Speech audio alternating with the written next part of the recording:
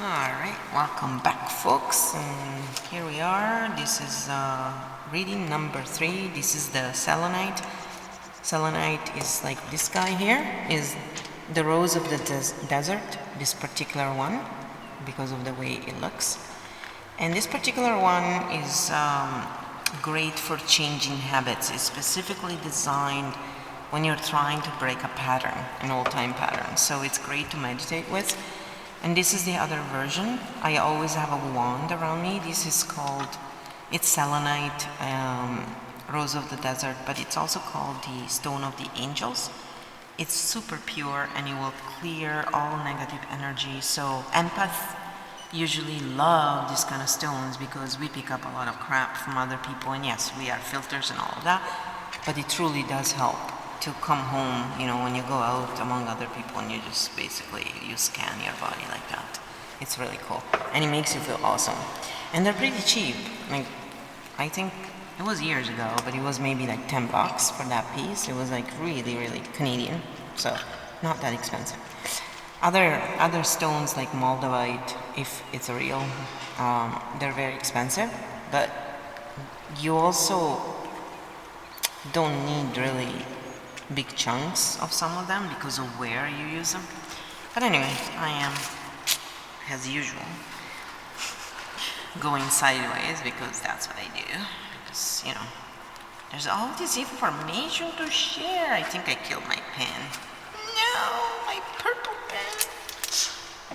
Yes, I also have a pen fetish. And it's a fetish because I truly love pens. It's like this sickness. I just don't go for it too much. Sorry, I'm trying to get a pen. I have a fetish, but after I moved, I got a bunch away and I never took them out, and so now I have to find them if they work. Oh, there you go. This one works. Alright, I write down the right time for them so they don't have to wait through all the painful crap I do in between. It's natural, at least. Alright, so let's put this shit away. You love my colorful expressions today? Yeah. I think I was hanging out with someone with a dirty mouth last night or something. I don't know. When I went to sleep, Now it's just me. It's a silly me. I don't know.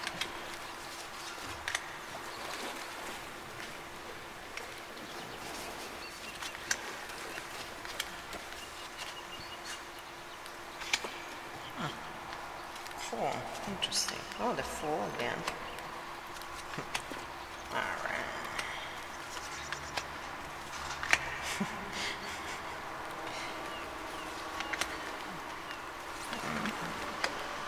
Cars. Oh, lots of water here. Meditation. Yeah, I'm talking to myself. Yes.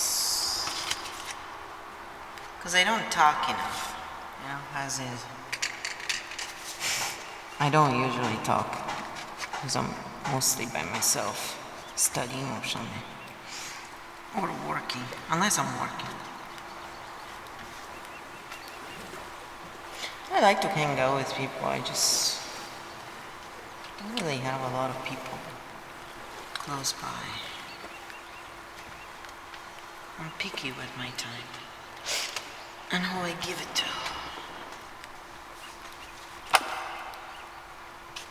Aside from work. Alright, so we're gonna start again this wonderfulness here. So I'm gonna explain it one more time because you probably didn't go through the other 4 painful hours if you didn't choose the other 2 readings. So we're gonna go through the 12 houses and we're gonna explain what they are, and then we're gonna go through the 2 descriptions of the 2 different decks and how their view is on the same card. So you can see why readings can be so different and so varied, and why it takes time to actually master this art however you want to look at it. But it's also easy because if you follow your intuition and your heart base, then you are going to get the correct answer no matter what level you're at. That's the real trick, more than anything else. And the rest just comes with time and practice, just like everything. So I always encourage people to just get into things and try them out, and don't think that you can't do it just because some other jackass told you that you couldn't. Maybe it's just me being a rebel, but when people tell me I can't do it, I want to do it more. So, fuck it, right? But it doesn't work if you're trying to manipulate me. I just want to tell you that you can't manipulate an empath. We already know what you're all about the moment you enter our realm. And you don't have to be in the same room. Time and space doesn't matter. I have felt stuff from people from like gazillion years before, and I had no way of knowing that crap. And the only reason why I'm laughing now is because I couldn't believe that it was true and correct, and they were like, how the heck do you know that? It was hilarious. You don't get to know stuff you're not meant to, so you're not prying into people's private stuff. There was a reason for that, but I'm just saying, don't underestimate what we can do. It's pretty funny, but it's never to hurt people. So the first house is the house of the self, your personal expression, how you define yourself, your image, self-discovery, and self-awareness. So you get the gist of what this first card is all about. So you have the suit of elixir, and it's the 5. Now the 5 is an interesting number. It's a number of change. It's a lot of, changing patterns, a lot of stuff there. The 5 of elixir is a card of unbelievable sadness and grief. I'm sorry.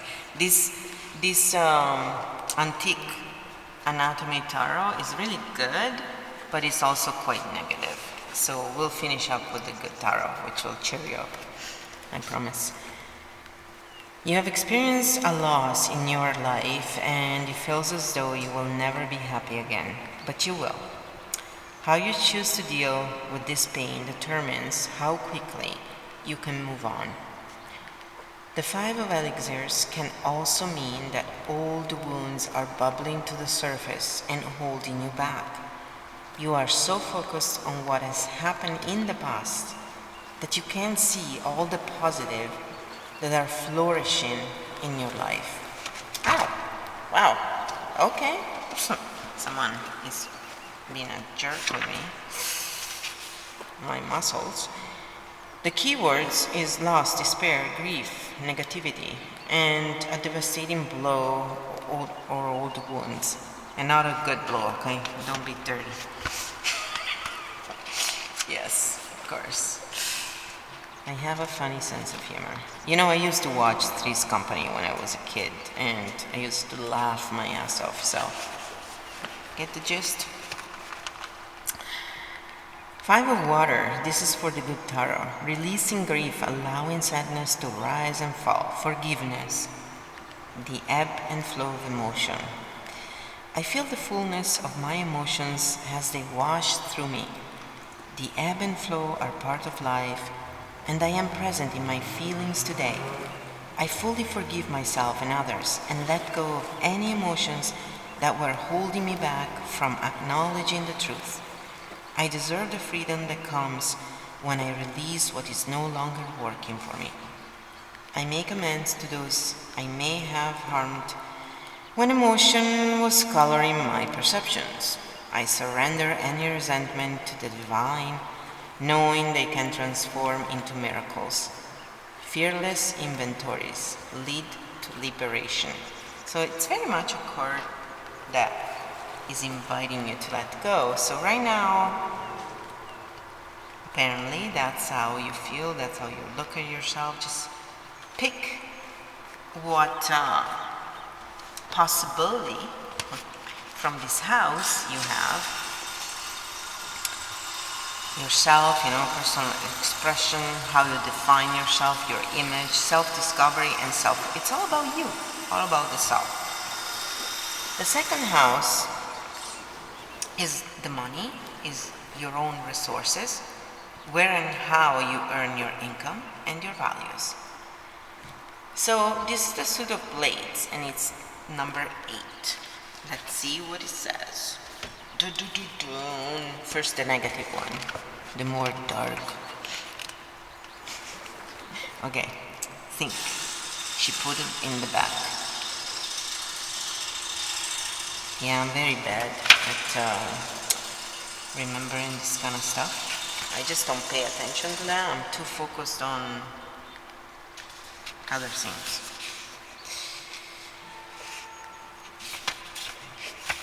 I don't want to ruin this thing. Okay, I need to drink.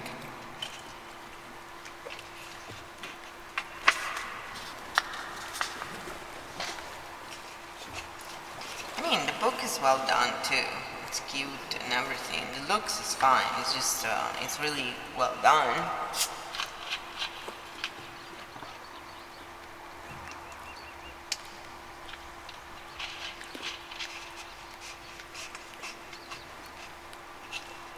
Find them very, if you just take this and that's it and you don't know any other, it can really depress you, I think,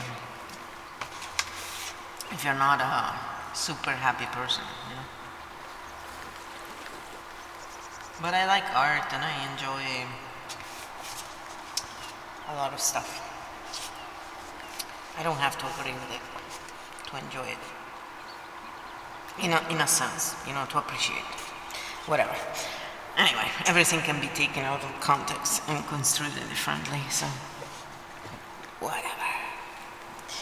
The 8 of Blades signals a time of feeling helpless and restricted in your thinking. So this is about work and all of that. These limitations come not only from yourself but also outside sources, and it seems that you will never work out which is from where. All this doubt makes your own worst enemy because you can't trust what is real and what isn't. You may find it helpful to take a step back and write down what you perceive about your situation, then review it later when you feel more confident in your mental process. So the key word here is helpless, trapped, danger, and obstacles. Helplessness. Alright, so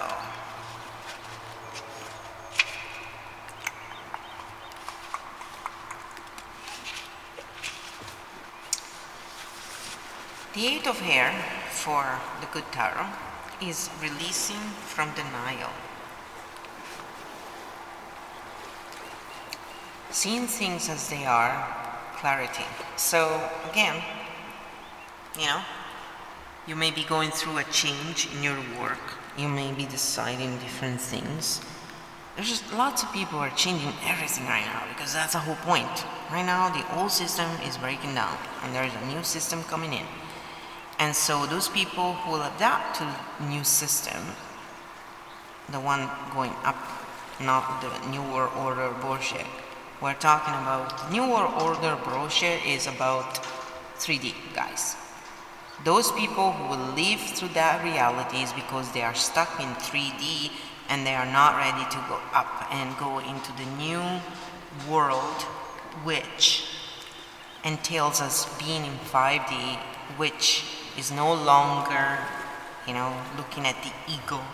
You're still yourself, you're still your own identity. However, you are well aware of the community and everything is done, in harmony with it.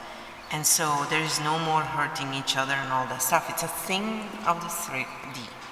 So if people are still stuck in that reality, they're stuck in that reality. They're gonna go through whatever. They're just not gonna go up. So to them, we may be perceived as dead as we go through this. There's lots of different theories. You can take whatever you want out of this, because it's always ultimately your own point of view that determines your own layer of reality. There are many layers of realities. You create your own layer of reality. everybody else. That's why when you have a relationship, it's not just about your reality layer, it's about the other person reality layer. And those who are able to work through the changes and differences and whatever are the ones who actually are able to work through it. Now, I speak from no direct experience of mine because I never even fucking tried, because I never even found anyone I really wanted to waste that much time on.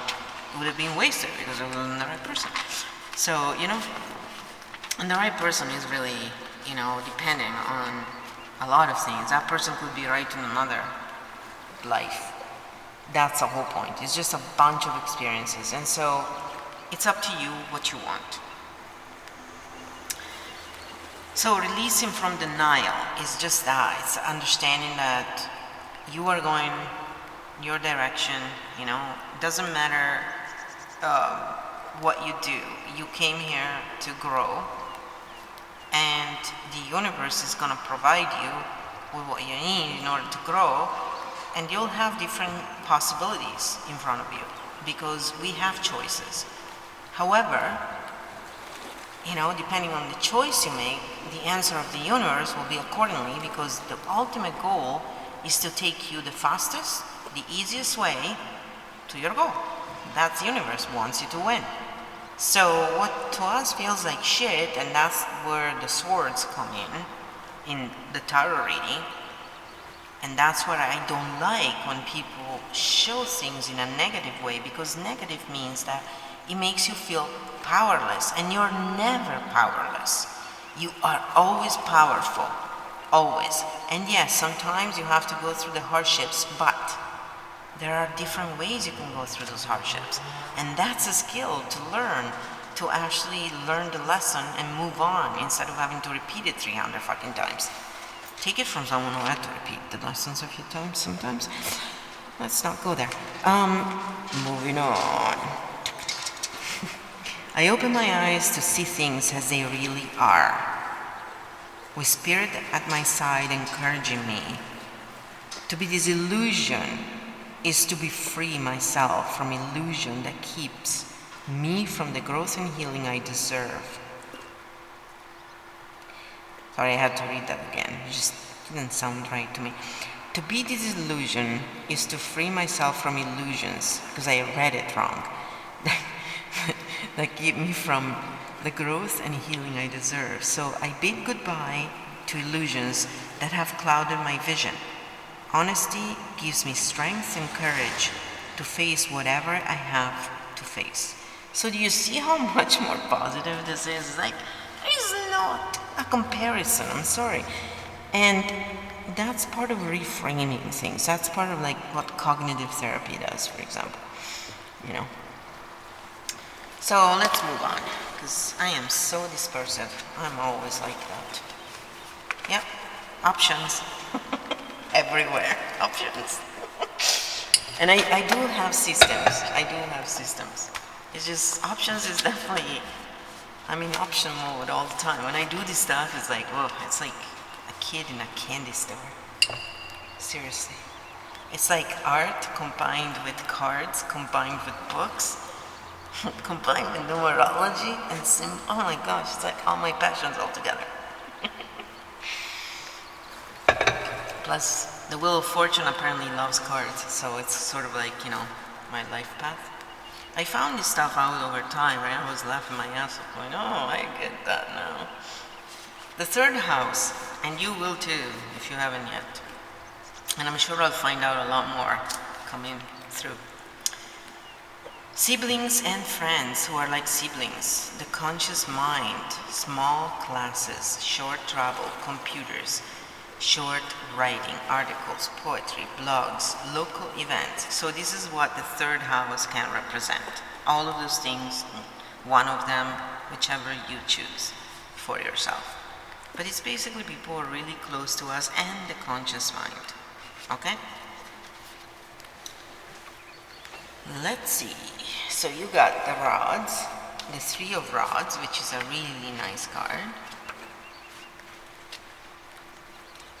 Such a great number. 3.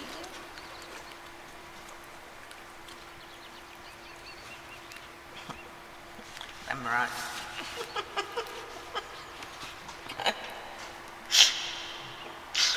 Oh God, the rods, they always make me laugh so much. The Three of Rods indicates that you have made it through the initial stage of adventure, and the first wave of feedback is about to arrive.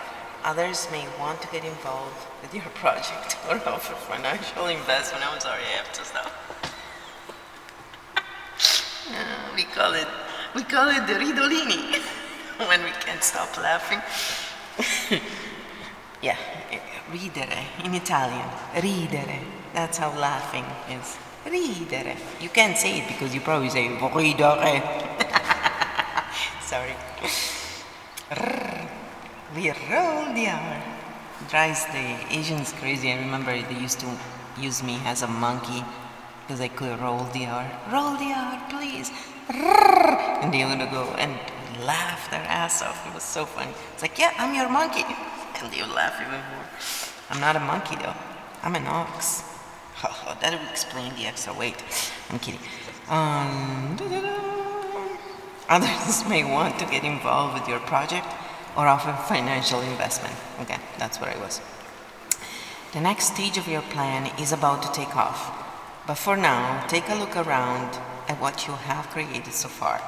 Which element of your journey will you keep with you as you move on to the next stage? And which will you leave behind?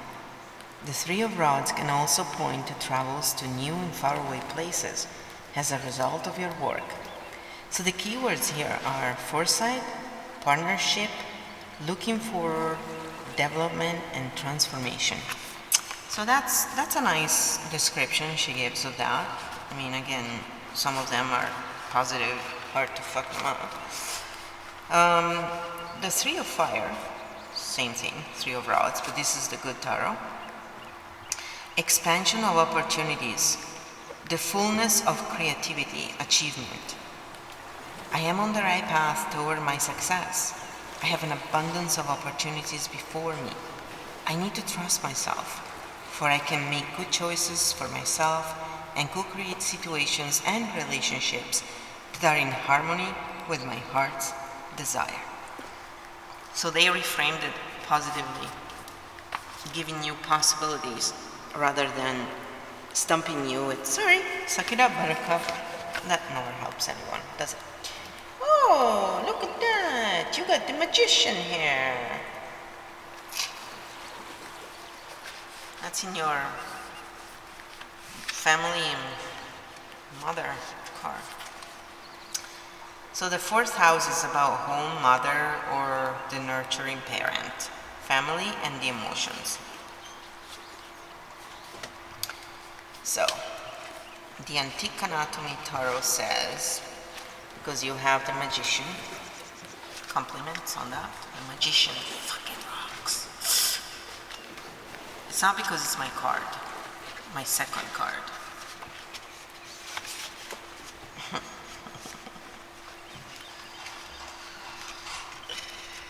So the magician in numerology is the number 1. And the astrological correspondence is Mercury. Now the element is air. However, earth, fire, and water also presents as supporting energies. So this is what she says.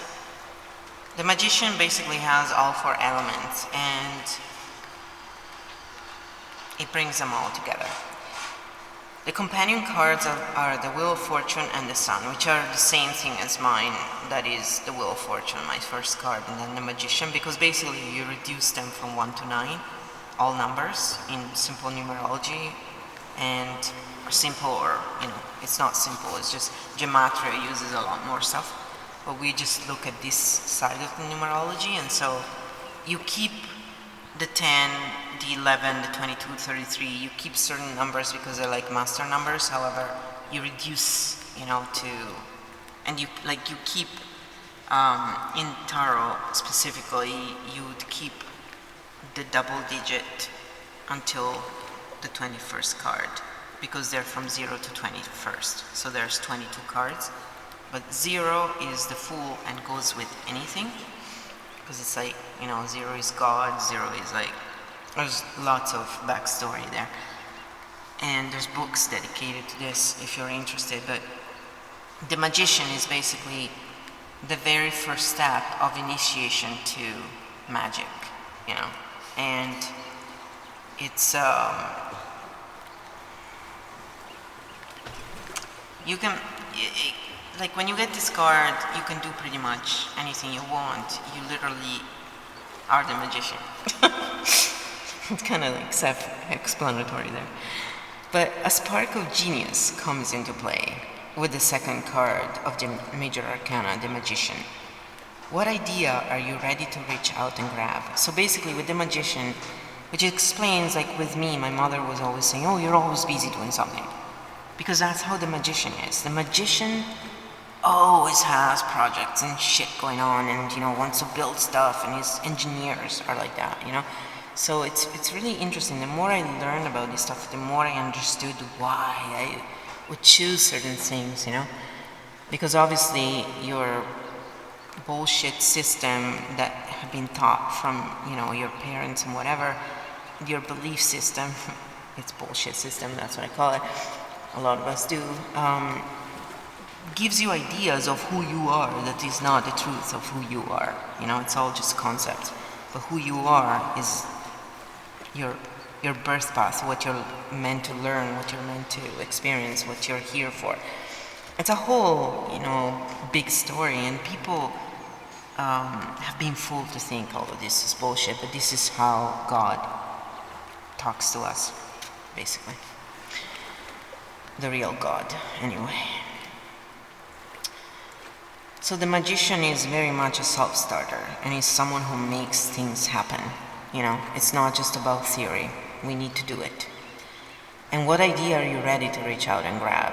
Because it's within your reach. All the skills you need to bring a project to life already exists inside of you, and now is the time to dig deep in order to manifest them. The magician card is the first of the bridges between the spirit realm and the physical realm, and its energy encourages you to become the architect of your life.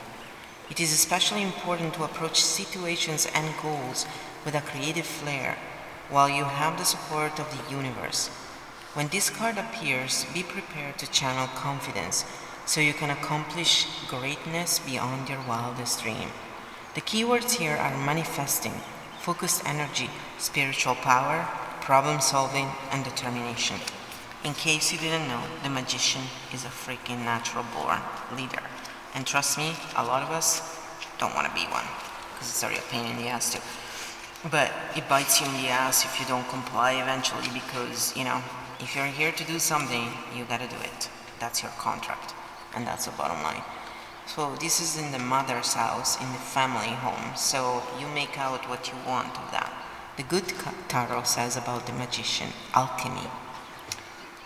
We are natural alchemists. That's why we understand energy and we understand these things. That's why people look at us like we're crazy sometimes when we speak, because they don't get what we're saying. Because for us, it's like, yeah, we get it. Because we are built for that. And we don't go around talking about it. It's just our life is that. And I know I fought it for a long time because I'm very much left brain in many, many ways. However, I couldn't ignore all this stuff I was feeling, and it was a real challenge for me to bring them together. And even now, I still have my left brain going, oh, you're a bunch of bullshit. But then the proof is always there, so, the left side of the brain is like, oh yeah, I see the proof though. And I don't really look for it. I'm one of those people who I want the truth. I don't give a crap about being right, because being right is something idiots focus on, I want peace and I want to learn, pretty much. Not piss, peace. When I see this card, I'm reminded that my will and skill alone will yield limited results. When I remember my partnership with spirit, all is well. So that's, in a nutshell, what a magician is. I'm required to explore my commitment to this co-creative alchemical relationship and see the result manifest beautifully. Through me, spirit works magic. That's why we get real messages as well, because we are heart-based, we're connected, and we're not here to prove anything to anyone. I don't give a fuck about this. I never think, oh, I'm so great at it. I always think, I am so blessed that are allowing me to have this experience and actually know how it feels to feel so much. Because it's a real pain in the ass sometimes, but it's also a great joy. So, you know, sometimes you just have to be humble and understand that we are allowed to have the gifts we have. You were born with the gifts you have, and yes, be happy that you use them and you help others correctly, of course. You can be proud of that if you want to. That's a kind of pride that I can stand behind. But ultimately, these are all gifts that were given to us. So be also appreciative, you know? Sure, know that you deserve it, but be appreciative. Don't forget that part. And that's why you should always be kind to others instead of being a cunt. If you're better at something, pardon me for using that word, but it was pointed. It was for a reason. I usually bother to say C-U-N-T. At least you have to know how to spell, no? Okay, I'm bad. So the fifth here, the fifth house is children, creativity and creative projects, leisure time, and love affairs. So it's the suits of blades, and it's the four of blades. Four of blades is swords. You can figure it out. It's about being tired more than anything. So a period of recuperation is indicated by the four of blades. Rest is one of the most compassionate things you can do for your mental well-being. And when you heal the mind, all other problems you face become much more manageable. You need to accept that this is what your mind and body need right now. Relaxation allows you to regroup and refocus, so you can tackle the stresses that surround you. If you attack a situation head-on without the mental clarity of a rested mind, you won't be able to accomplish as much as you set out to. So the keywords here are rest, recovery, mental break, healing, and recuperating. And this is very true. I mean, this is pointed, it's exactly what it's all about. Silver lining about this, what is it? I forgot to drink water. I'm doing that after. Healing, meditation, rest and recuperation. It's time to rest my mind and allow peace to take the place of busyness and boredom. So let peace in. Peace, not piss. Peace. Okay. The mind needs quiet to think and find clarity. If I allow my mind to rest, I will have greater clarity and my mind will be sharper.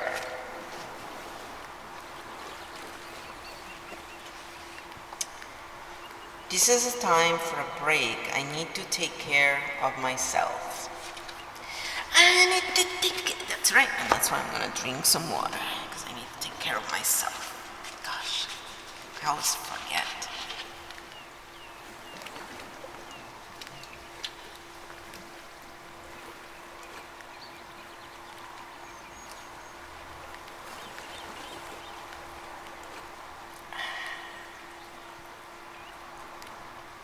I love it how for the magician there is always the infinity symbol. I love that symbol.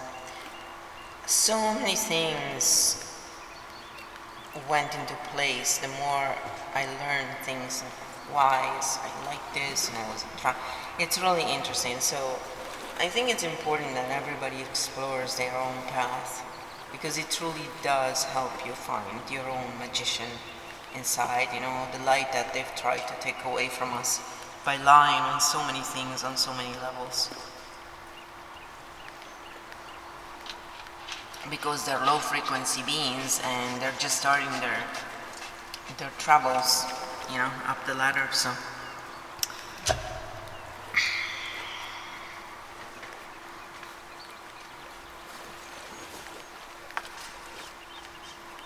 the evil bastards,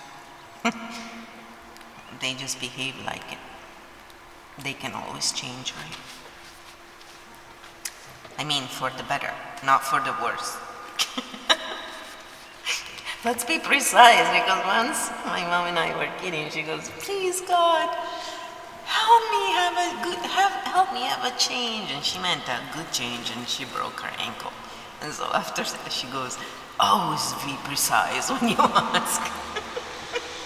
And then when the law of attraction and all that stuff came out, we were laughing so hard because we were like, "Yeah, we already know this." It was pretty funny. Funny, and not so much for her broken ankle. She took 10 days to go to the doctor and actually get the idea that she had a broken ankle. She weighed on it and stepped on it and walked and worked. And the doctor said to her when she went, "Oh, you are self-employed, aren't you?" And she goes, "Yes, why? How do you know?" "Oh, because you worked on this broken ankle for 10 days. If you were an employee, you would have run to get your free ticket, to get your time off." And she was laughing so hard, and she was like, "Yeah, it's true though." Yeah, but they said there's nothing wrong with that. You have a broken bone, you have to fix it, right? So I would have done the same thing. But it's true, self-employed people always work their ass off. But they're the leaders, and now everybody will be self-employed. You either do that, or you'll end up in the slavery system.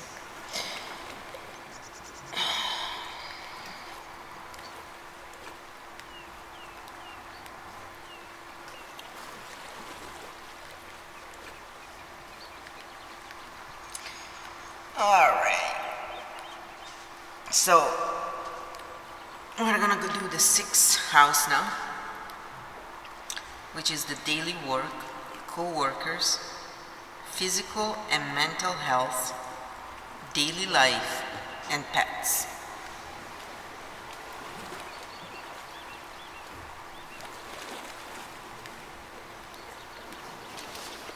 I was double checking. I was like, which one did I did that? I don't want to cheat. I don't want to cheat you. After this long ass boring experience. Come on, man. They should have a section instead of entertainment. They should call it boring dome or something. Apathy. That'd be a apathy. Yes, I'm a complete moron, and I love it. All right, so you got the pseudo coins, and you have the page, and that's in the 6th house. As a person, the page of coins is studious and diligent and always has her nose in a book. She loves to learn, and although she's an introverted, she's always willing to share what she has learned, but only when asked. Because she can be shy, she often misses out on some of the more light-hearted aspects of life. As a situation, the page of coins encourages you to buckle down and study. Perhaps you're thinking of going back to school or taking up a new hobby. Money is on your mind, and coming up with creative ways to bring in extra cash would benefit you right now. So the keywords here is diligence, studious, focus, enjoyment, and learn, and try to bring in more cash. Which is fine, because it's in the work. Something bit me on my cheek. Damn it. How dare you? Oh, God. See, this is what's called self-entertaining. You make the joke, you laugh at the joke, and you actually have a good time. It's not crazy. And again, in a world of sheep, right? What is crazy? So for the good tarot, the page of earth, it says commitment to prosperity, first signs of tangible success, undeniable evidence that hard work will pay off, dreams grounded in reality, start of a new project. Everything starts with a plan, and I am beginning to see results generate prosperity. I am a doer, and I get to make my own decisions. I have the ability to attract what I need. See? That's a nice little ending to it. Oh, shit.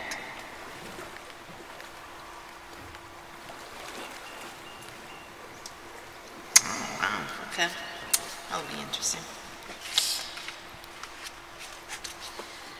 So in the 7th house is this house of the spouse, the romantic partner, and the business partners. You have the 4 of coins, which the only reason why I say oh shit is because the 4 of coins usually is someone who is very preoccupied with monetary aspects and is a little bit selfish sometimes. But there is a silver lining to that, so we'll get into that. I have my preferences, okay? And I still try and find a silver lining in everything, though. It's easier now. The 4 of coins appears when you hold on to resources too tightly. This type of attachment is not doing your health any favors. This card is a reminder that material wealth requires flow. Money becomes useless if you aren't using it to pay for the things you need. You may be concerned that someone is taking something from you, or believe that they aren't as deserving as you are. So it's not just immaterialism, it's also like the way you think. That's, as well what I meant. It's someone really stingy in many ways, and it's not fun to be with people like that, or be one of those people. But in this case, it's in your partner's house. So you may be concerned that someone is taking something from you, or believe that they aren't as deserving as you are. Be aware this type of materialism keeps you in an agitated state that holds you back from acquiring more money and experiencing positive interactions in life. Greed, materialism, agitation, conservative, fear, obsessive thoughts. These are all the key words. So see, greed, materialism. I'm an empath, so that's also why I really have a problem with that card myself, where I really freaking hate it. So when I see people like that, I usually just steer away. It's really a big turn off for me, actually. And I like stuff. I like abundance, so I'm not saying at all, we should be poor or anything like that. I just think there's so much more to life than just that. That just makes your life easy. And yes, I'm worried about it, about money. I've always been worried about it, because that's, again, the 5 of stones of earth. It's very much about old patterns, and when you grow up in an environment where people teach you to focus on the lack rather than the abundance, it becomes part of you. And so even though rationally you may not think in that way, your basic programming is running the show in that way. And so you keep bringing the same sort of situations, and they always come with a twist, so they're never quite exactly the same. And that's where it becomes harder to move through them, because it's tiresome, and over time you also create this pattern. So there's lots of things to be said about this, but this is why I have this problem with the 4. When I see it, I also see the good stuff. 4 is a really good number as well. It's number of death in some ways. There's lots to be said, let's put it this way. So I try and focus on the good stuff. But here it is, 4 of Earth. Ownership, the beauty of divine order, trusting in a solid foundation. There you go, that's the positive side of it, okay? Even if I feel shaken up and am unable to understand why things happen as they do, I know for certain that divine order manifests in all aspects of my life. What I have built rests on a solid foundation, so there is no need to fear. While it is true that nothing is permanent in the material world, I find security in the existence of a divine plan. Spirit is always there to remind me that I am exactly where I am meant to be for my highest good and the highest good of all, and that I always have abundance available to me. So I think it ties a lot into the fifth, the five of stones as well, of earth. I keep saying stones. You know what I mean. Because it's earth stone, that's why. But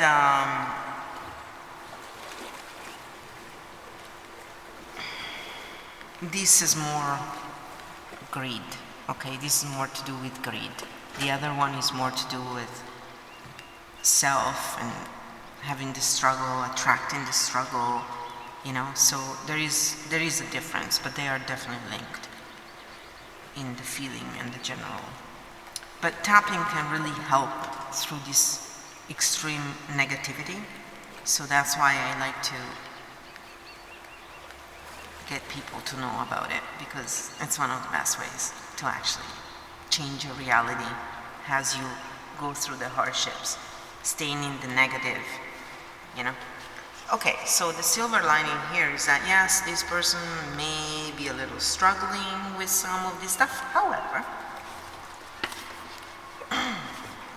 the 8th house there, that one is the shared life and finances with a partner, money from other sources, including inheritances, transformation, psychic power, and sex.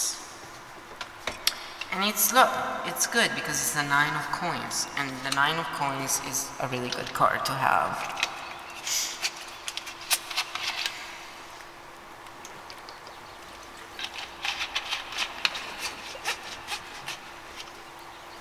Pardon me, I just need to drink sometimes.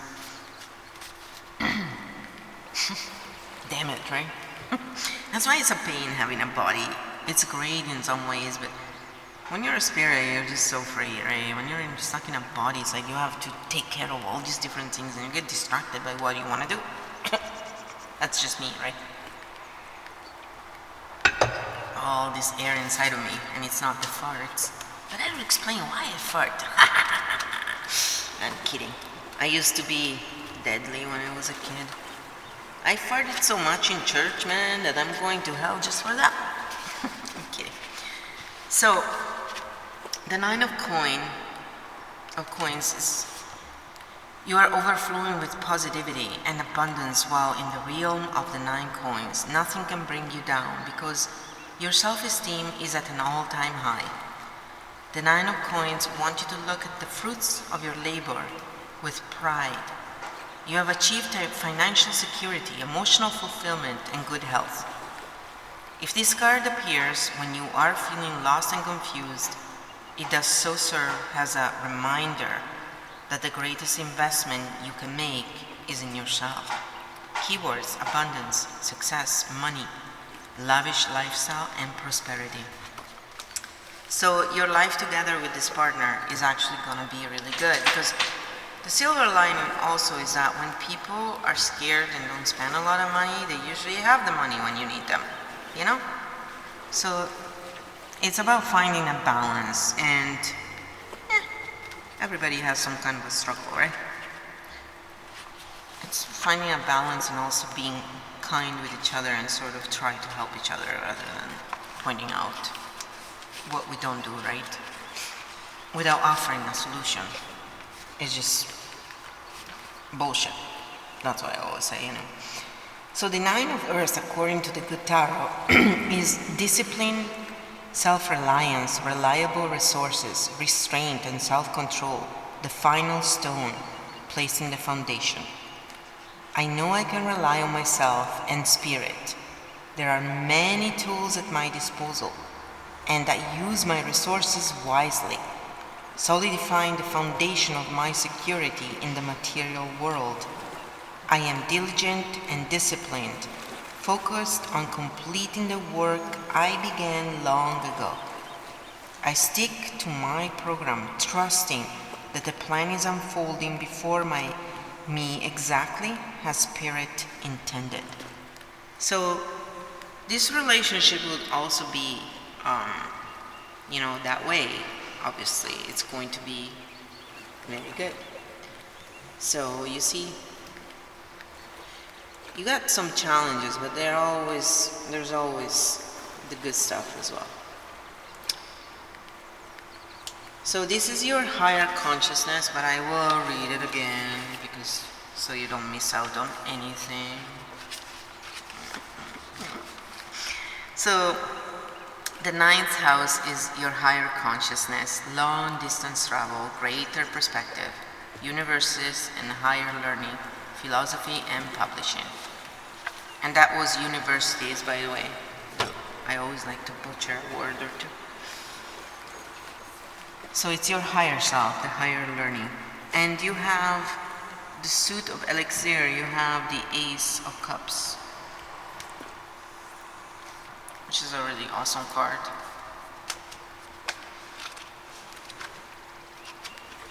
I love cups. I love all of them. But I have so much air and fire in me, it's hilarious. It's like, fucking A, man.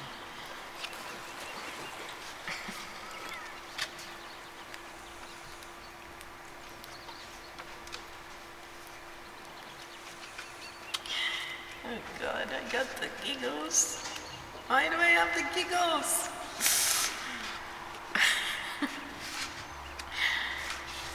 And I'm not thinking about anything dirty either, because usually when I get the giggles it's because of them. I say something and then I think, oh, that sounded so dirty.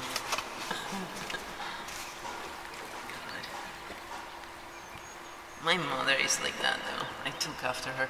We both have our moon in Gemini and it makes us really funny. Plus I have Aquarius as well, so they're pretty freaking funny too.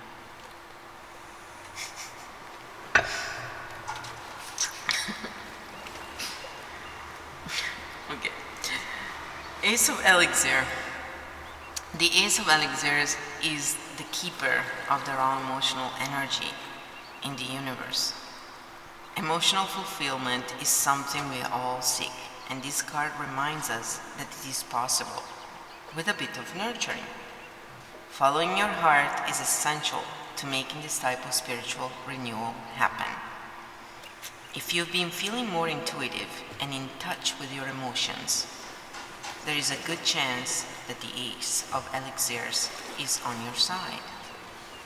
They should be going well in terms of love and relationships, and if they aren't, the tide will soon turn, so it's important to stay patient.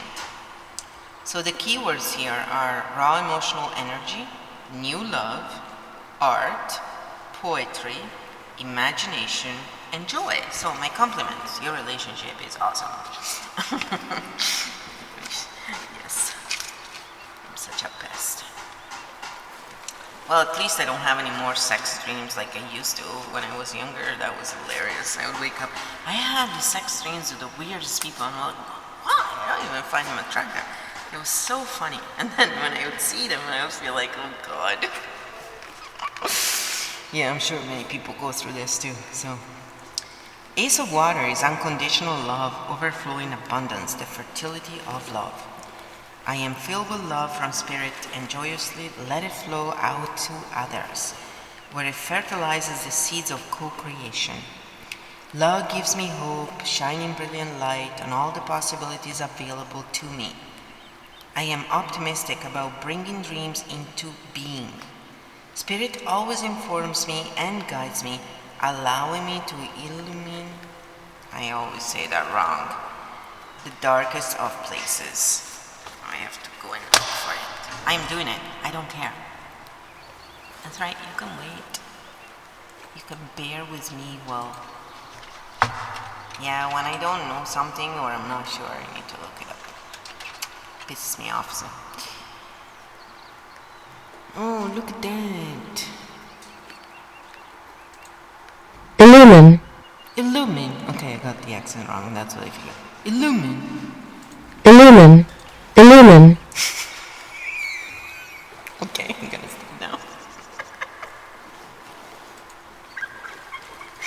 know what it means, I just don't know how to say it. Pisses me off. The Italian inside of me, it really comes out and goes, what? So you got it. You got what he was saying and all the good stuff in between my silliness. So it's an awesome card and good compliments to you. Oh, and now you have another great card, Temperance. Ah, such a beautiful card. So that's this is your 10th house. Career, what you wish to achieve, reputation, authority, father, or the more distant authoritarian parent. So Temperance, Sagittarius, and it's number 14.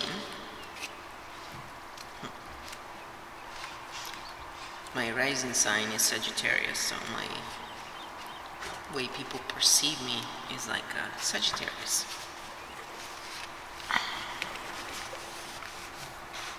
And my lucky number is 14, so which is also the number of the Nazis. I found out later on, but I ain't a Nazi. Just want to point out. Temperance, numerology 14, astrological correspondence, Sagittarius, element, fire, companion card, the Hierophant.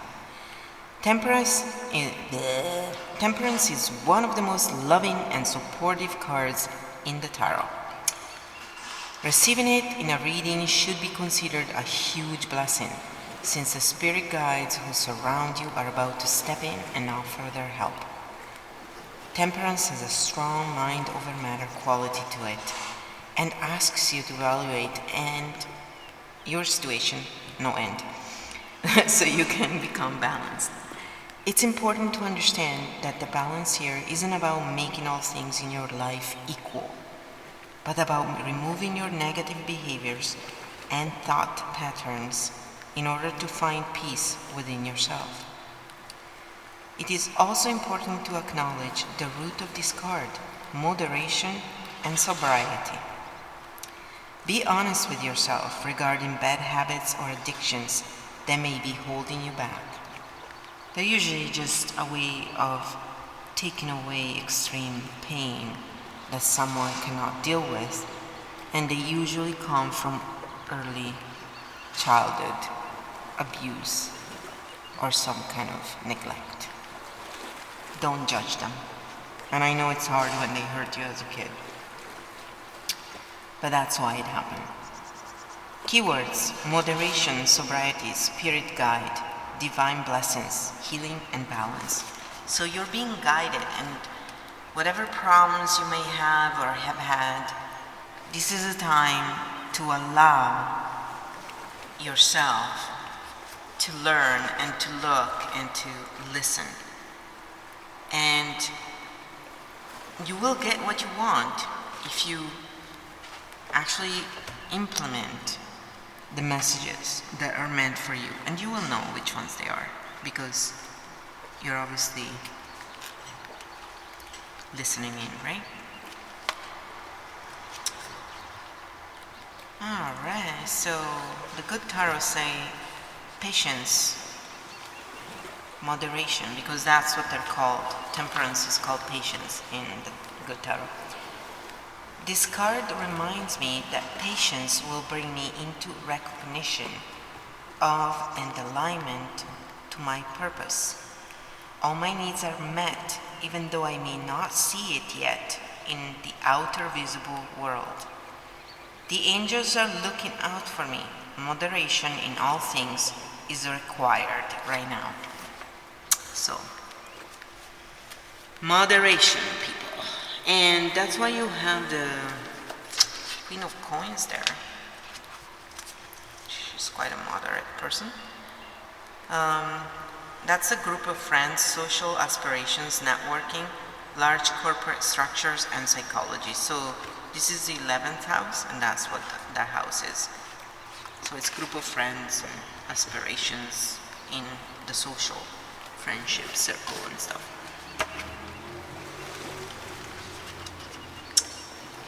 Queen of Coins, she's quite a lady. She's quite a lady. Sorry, I won't sing.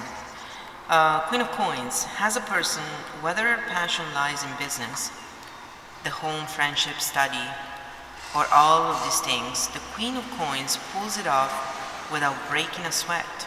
Her overbearing nature, however, means she has the tendency to share her opinion even when it isn't needed or wanted. As a situation, this card grants you the ability to make things in your life more beautiful and more serene. Be careful not to confuse material items with love. Having a pretty and comforting space is good for productivity, but going overboard with spending will cause unnecessary stress. So the keywords here is maternal, creation, femininity, beauty, serenity, and overbearing. Because they are great mothers, but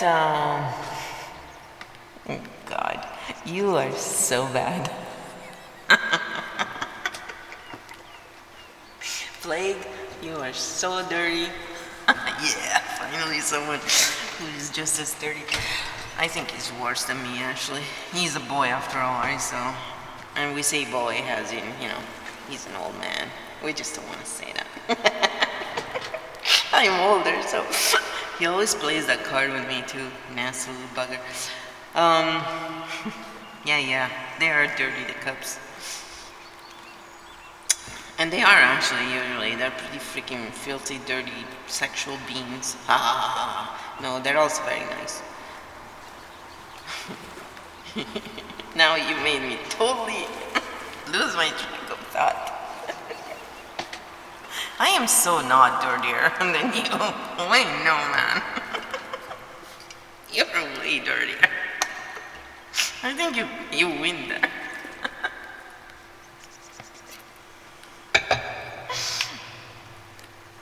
Also because I say them as a joke, you mean them. Don't lie.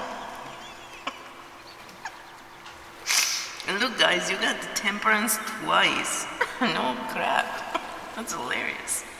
I'm just looking up there a minute while I kid around with that guy. You're still in here? I can't believe you're still listening.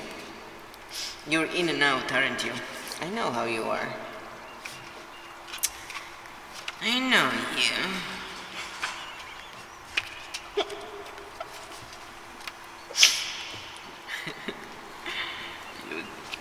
I am innocent. Just don't listen to him. I am totally innocent. I always initiate the dirtiness. That is so not true. It's so not true. We all know that men are dirtier than women. It's called testosterone. You can't help yourself, poor bastards. I pity you. I pity you. Thank God I was a woman. I suffered enough when I was younger. Queen of Earth. So for the good tarot, they say practical and grounded, trustworthy, earthy, resourceful, a gardener who tends to what has been planted. So she is someone who really looks after things.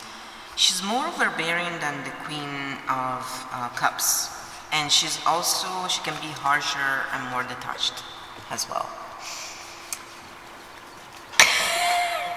Oh, please. Well, you know what? I have been around men a lot, so I only learned all your tricks and then turned them around on you and played you all. So you can only blame yourselves for creating me, the monster. I am your worst nightmare. And yes, it's true, I can be dirtier than any man. It is true. But I only kid around. For me, it's just a mental joke. I don't actually stop and picture it like you guys do. You cannot deny that. Queen of Earth. See, for me, it's just a mental funny joke. That's where I stop. Most of the times, okay. There's very rarely when I... Let's not go there. Queen of Earth. Practical, grounded, trustworthy, earthy, resourceful, a gardener who tends to what has been planted. I have to say it again because we got sidetracked with the dirtiness. I am committed down to earth and clear about my goals. I am honest as I work with others to keep it real and be true to what we are doing and the challenges before us. I use all my resources wisely, whether they are finances, opportunities, or people willing to help me in my endeavors. So she's a kick-ass lady, and she's a good card to have there, I think. Could be someone in your life, could be you, some aspects of you. Because again, there's lots of different, your social aspirations. It could be a lot of things. So you decide what it is from the choices. And the last card here, the 12th card, is the unconscious, your karmic lesson, the relationship, the dreams, the hidden thing behind the veil that you need to learn, the spirit communication, and then prison as well. Like, what is imprisoning you? That's what it means. You have blades, and you have the page of blades.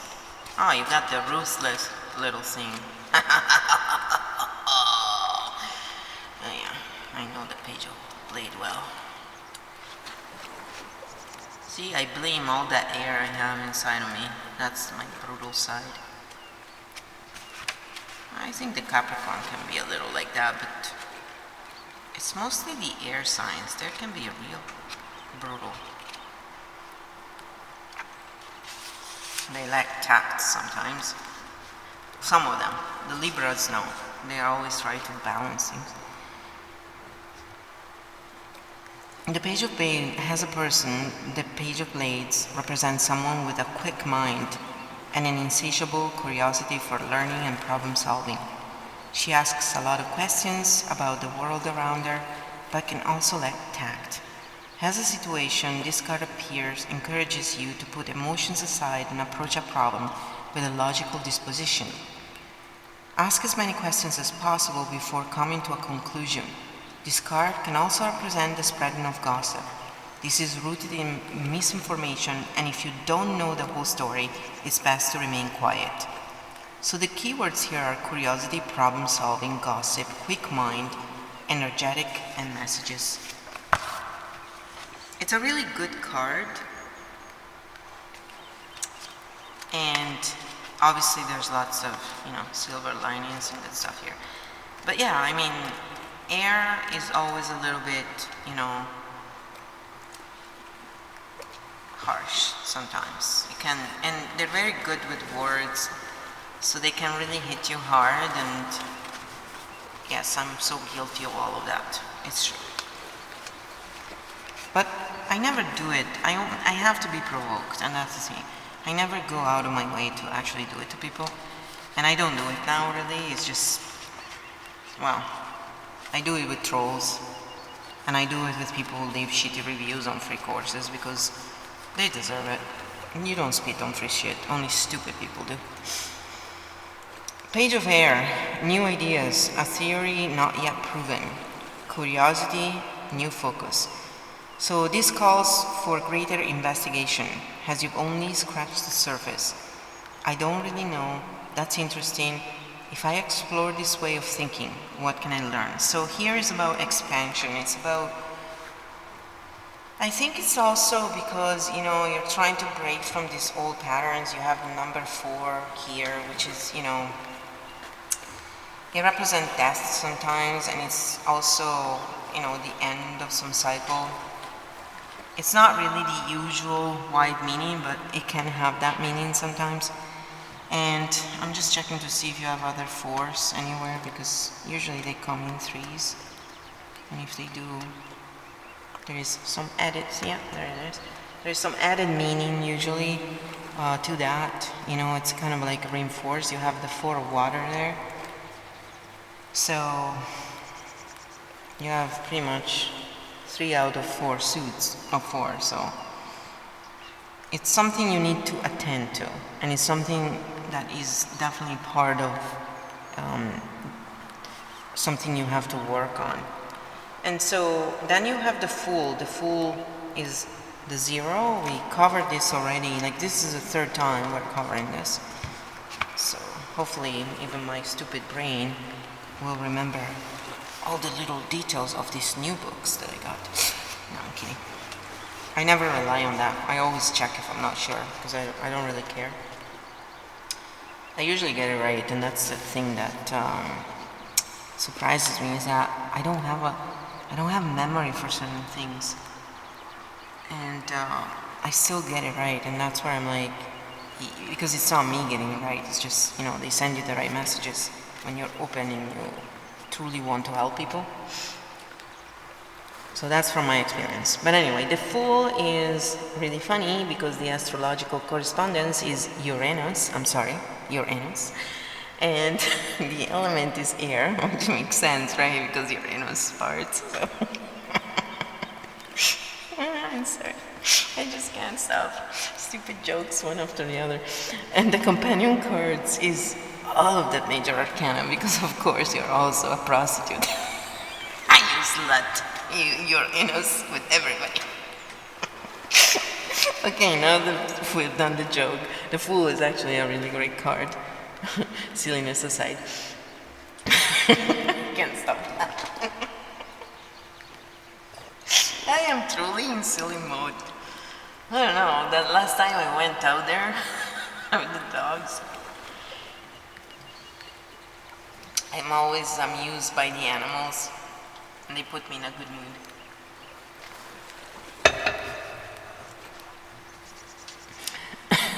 Naughty? Me? I'm not naughty. I'm super good.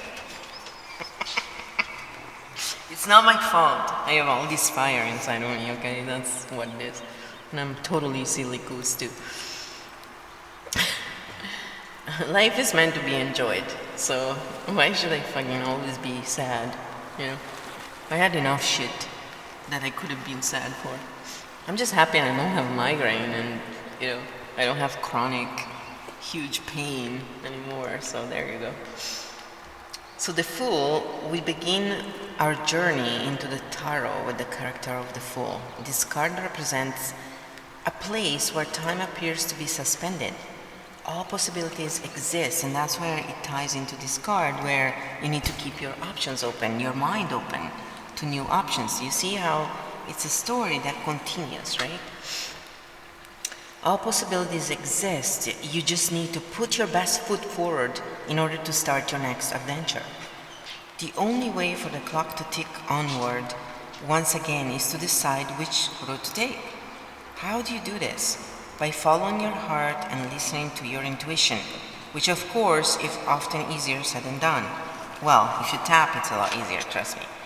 The Fool represents boundless new energy waiting to be molded into something amazing.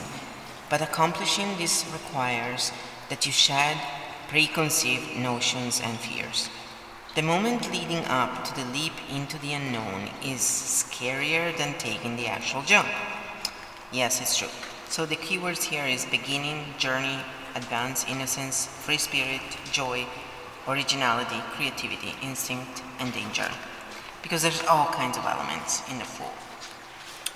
And it's a great card. It's usually just, it's new beginnings. It's, you have to be careful because you have to learn. But the rest of the cards are also in line with that. So, in the good tarot, the Fool is enthusiasm. I know that a spiritual approach rarely appears logical and sometimes even seems impractical. However, when this card appears, I can take a risk and trust that with faith anything is possible. The invisible realms will reveal each step along the way. I am meant to experience this regardless of where I travel. This is a time when I'm learning that I am a spiritual being having a human experience.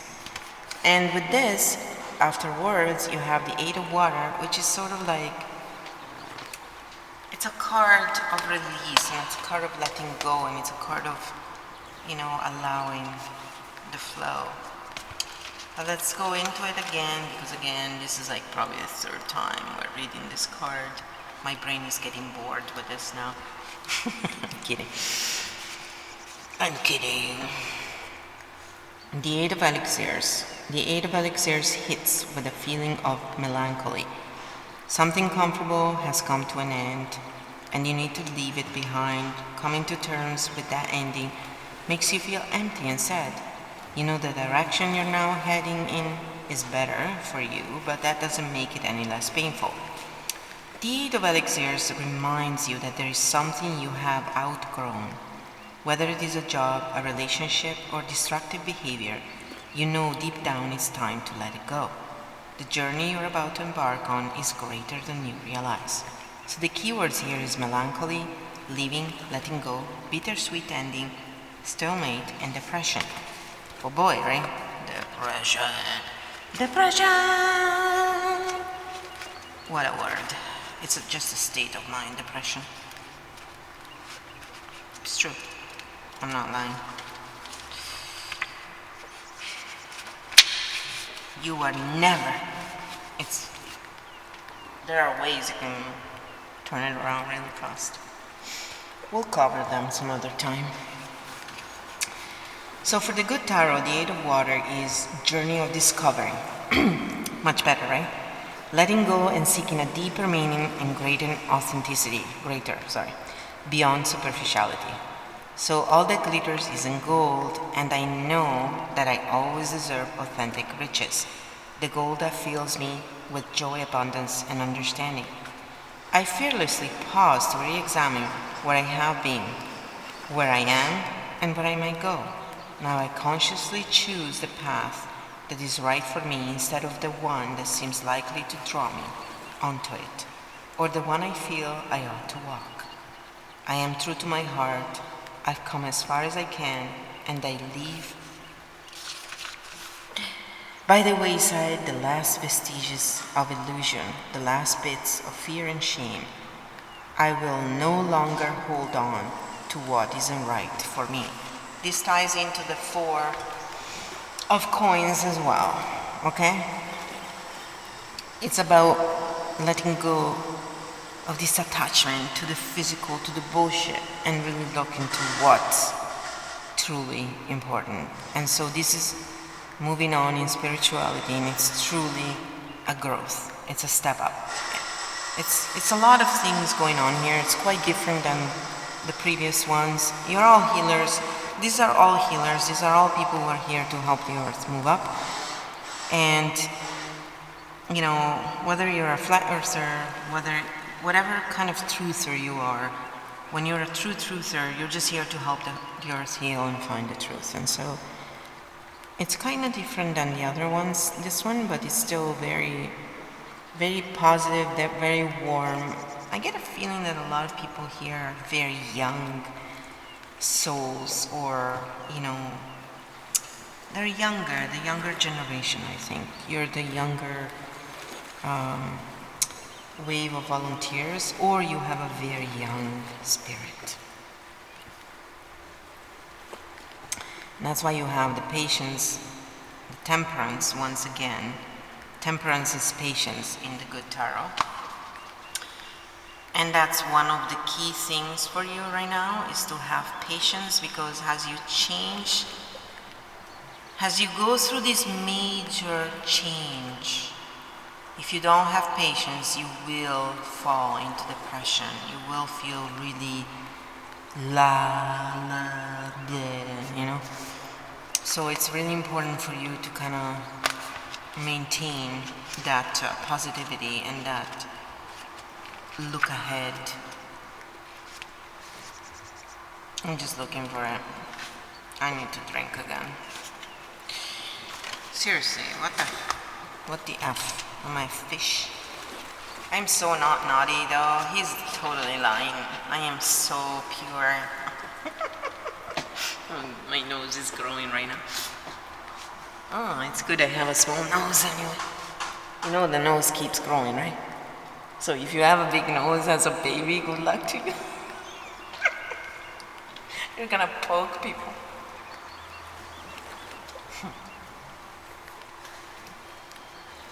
Honestly, it could be handy right now, since a lot of people can't breathe.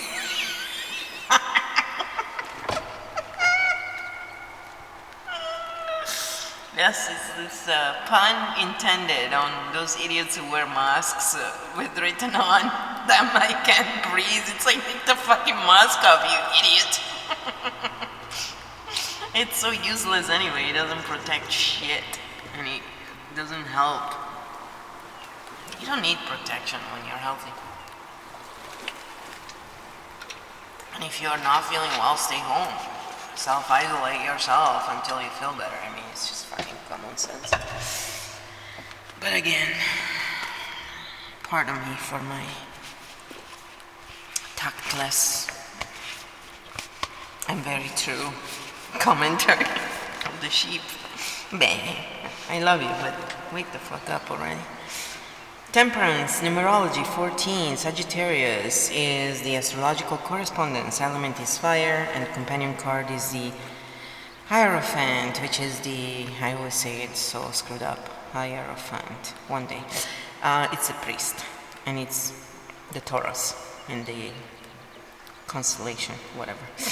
Temperance is one of the most loving and supporting cards in the tarot, receiving... I already read it. Should I read it again? Do you want me to read it again? Come on. No, we don't need to read it, do you? So the keywords. Let's just do the keywords of temperance, okay? It's moderation, sobriety, spirit, guidance, divine blessings, healing, and balance. That's it. I'm cheating now because you're not idiots and you know what temperance means. So patience, moderation. This card reminds me that patience will bring me into recognition and alignment to my purpose. All my needs are met, even though I may not see it in the outer world, invisible world. The angels are looking out for me. Moderation in all things is required right now. And then you got the Four of Water, which is always about feeling a little blue. I feel blue, blue, blue, blue, blue. Well, blue is my favorite color, with purple, so. And also that green water. Oh gosh, I love those. Anyway, it's because I love swinging, that's why. Buoy. I'm practicing the new words. 4, feeling let down. The Four of Elixirs is a reading. In a reading can mean you are in an emotional stalemate. Even if you want to let down your guard and move forward, you just can't seem to find the energy. You feel burdened by somebody and aren't ready to forgive and forget. Your apathy is reflected back at you in the Four of Elixirs, which unfortunately encourages you to continue wallowing in your pity party. Just know that you can't do this forever. At some point, you're going to have to dust yourself off and get moving again. The key words here is apathy, boredom, discontent, isolation, weary, around. Yeah, but you have to be patient as you feel through it. And again, there is a silver lining to that, and we're getting to it right now. The good tarot say dreaming and introspection, contemplation, trusting in the abundance of opportunities. So a lull in the action offers a chance for me to dream even bigger than before. That's right. Fuck yeah. Whenever plans turn out not to have come to fruition as expected, I feel secure knowing that even greater things may await me. The universe conspires on my behalf, and disappointment and sadness will wash through me if I simply let them flow. I trust the Spirit has many ways of responding to my desires, and what I seek can take a variety of forms. I have faith in perfect timing and divine order. Doesn't it sound better? Come on. It's like, it's not a brainer, right? Anyway, for me, it's not. But I get it. If people want to have pity parties, then, you know, everything sucks. Life sucks. Whatever. I say, I'm not going to say that. I usually do say something to people like that, but I'm not going to say it. Nine of Rods. The Nine of Rods appears when you feel that you can't possibly go on. The ground beneath you looks cluttered with obstacles, and each step feels shaky, but this is all an illusion. You're actually on a solid path, but are lacking the confidence to be sure-footed. Do not make any major changes. Now this is the time to stand your ground. Your determination and inner strength will get you through this period of confusion. Being under attack is never comfortable regardless of the source, but don't give up. You have come so far, and owe it to yourself to finish what you have started. So the keywords here is determination, worry, delay, exhaustion, protection. So the 9 of rod is the 9 of fire, or the 9 of wands.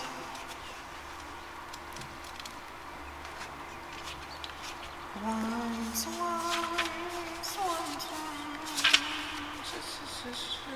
Yeah, she's losing it. She's in the 9 of fire, caution, uncertainty, revelation, circumstances. I need to stop, wait, and look around me before proceeding further. My sense of uncertainty is my inner uncertainty is my inner wisdom telling me to bring illumination to my situation, to allow insights to arise and guide me before I take my next step. So meditation is great for this. And patience, they're all suggesting sort of like, questioning is good. I will look carefully to see if a different path may be right for me at this point. And you see the messenger of air is looking, because the story continues. There is a reason for that. Because air is brutal,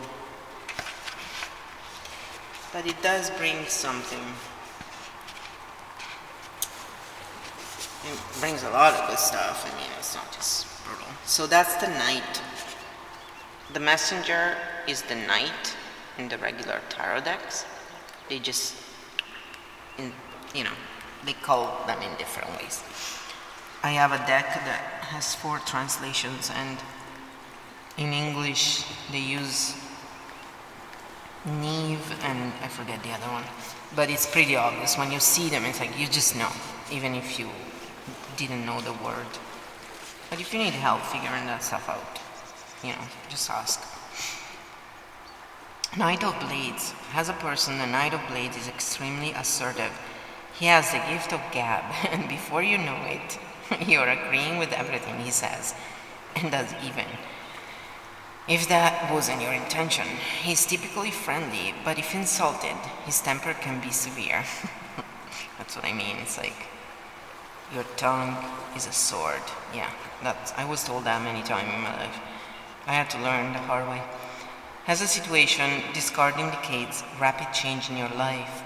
This is very much a seize the day card, and it is easy to get swept up in the madness. You can accomplish anything with this energy, as long as you keep a clear mind. Be self-assured when dealing with others, but try not to cross over into arrogance. So the keywords here are assertive, arrogant, quick-witted, severe, impatient, and argumentative. And when you go through changes and stuff, what I see here is also that you may want to, as you shed the old stuff, try not to be too argumentative with yourself of why you allowed certain things or whatever. We go through experiences to learn. So our inner child, when we were kids, was most likely somehow abused one way or the other, even inadvertently. Even with the best parent, mistakes are always made.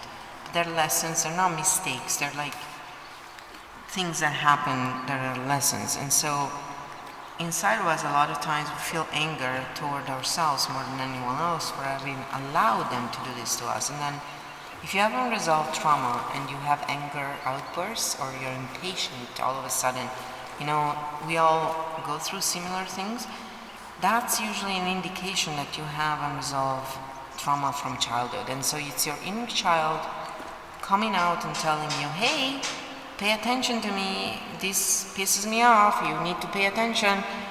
And so a lot of times all we really need to do is just tap on those feelings and work through them. And there are ways to do it more appropriately, but if you are tapping and you're just talking about your problem, it's gonna do you tons of good, even without learning all the 48 techniques. So keep it simple, especially when you're just starting out. It's really not that important to, learn everything right away, and because it's not about knowing things in your head, it's more about practicing them. And also, everybody has their own gifts, and so as you practice through these things, you will find your own ways, and that's how new methods come around as well. So go dive into that, if that's what you like. If you're someone who likes to find new ways.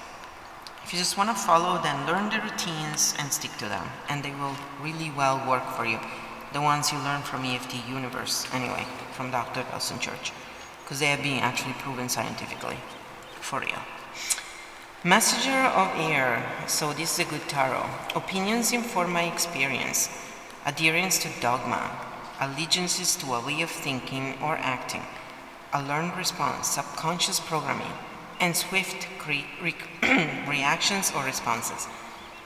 So this card also means that you need to broaden your perspective. I am reacting to a situation from my past.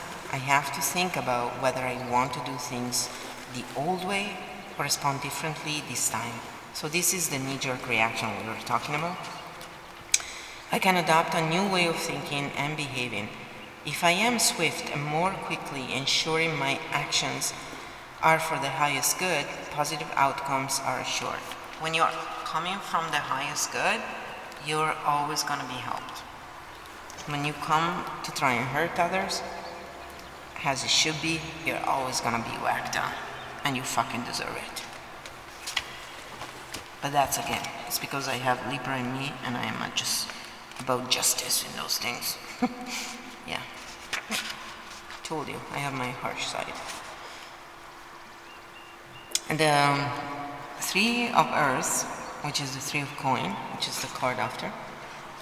Have you recently embarked on a new project? Yes, because you're shedding all the old bullshit. Perhaps a new career or exercise program. The appearance of the Three of Coins shows that your efforts will begin to receive outside validation and recognition. You still have a way to go, but you can progress to the next stage feeling confident and secure in your abilities to get things done. The Three of Coins can also point toward, oh, that sounds great. Thank you, buddy, for sharing that. The Three of Coins can also point toward a collaboration of some sort. You work well in a team, and while it is fine to take on the lead role in the group, remember that other people's opinions are just as valid and useful as your own. So keyword here is satisfaction, collaboration, external recognition, new project, and status. Because with coins, it's always about status as well. Because it's about the tangible outer world. It's about a lot of things. So the Three of Earth, as the good tarot says, is teamwork, building on solid foundations, group efforts, dedication, and collaboration. What I am building is grounded in a solid foundation, so I know I can trust that it will not slip away suddenly. I am joined by others in coordinated efforts to bring forth what we have chosen to co-create. The architecture of my dreams is becoming tangible, taking shape before me, and I share my joy and pride with my partners and supporters. Teachers and students, we're all learning, growing, and building collaboratively.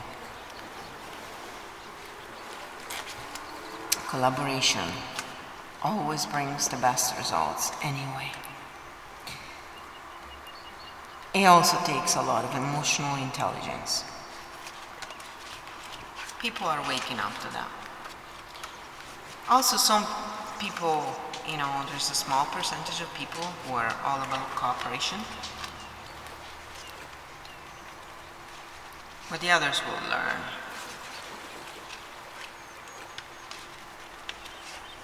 It's 5D is all about going and becoming more,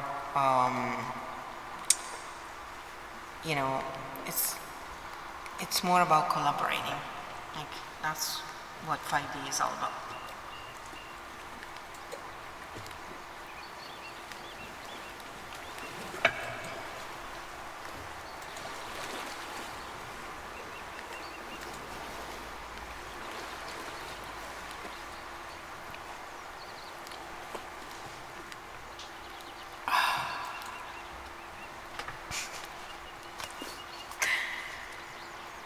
Lots and lots of talking, man. I do pity teachers because all they do is fucking talk. And I can talk a lot, but this stream is like 6 hours and 30 minutes. And granted, I took some time off. Wow.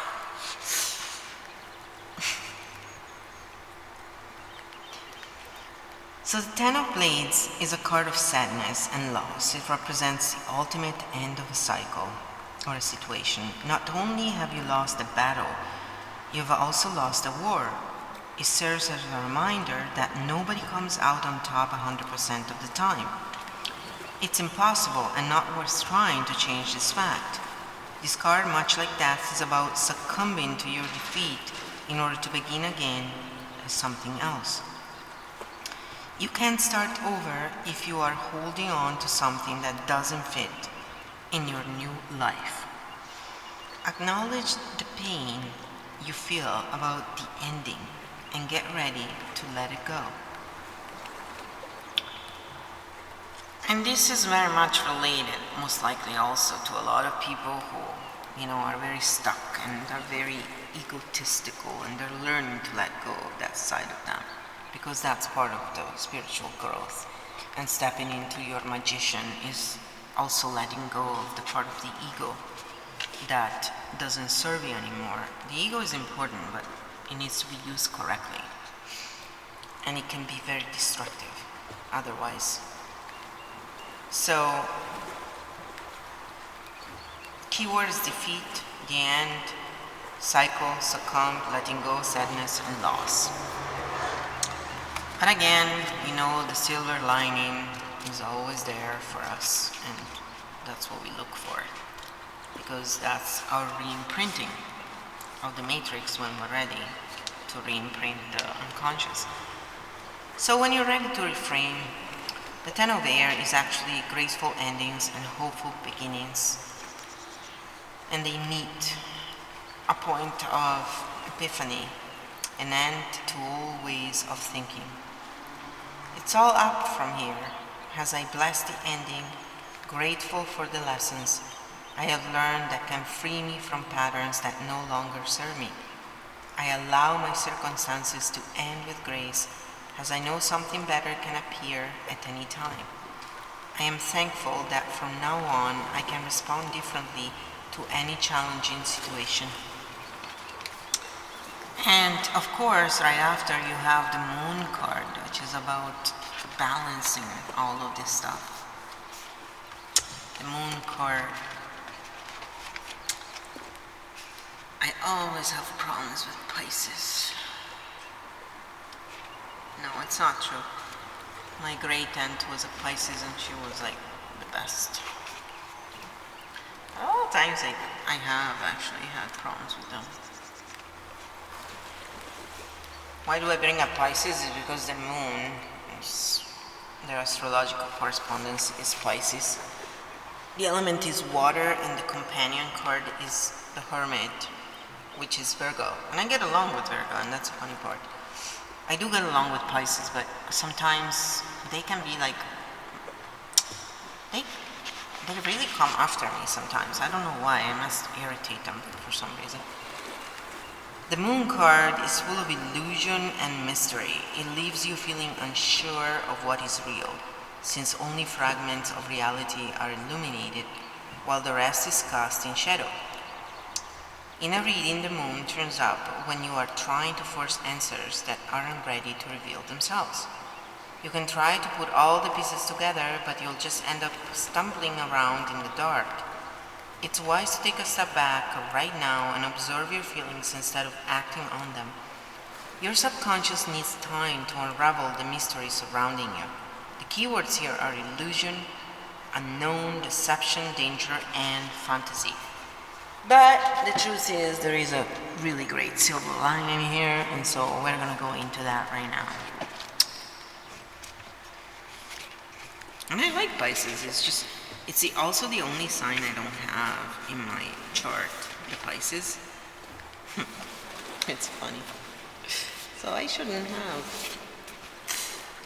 have problems with Pisces either, because I'm supposed to get along with them. It's hilarious.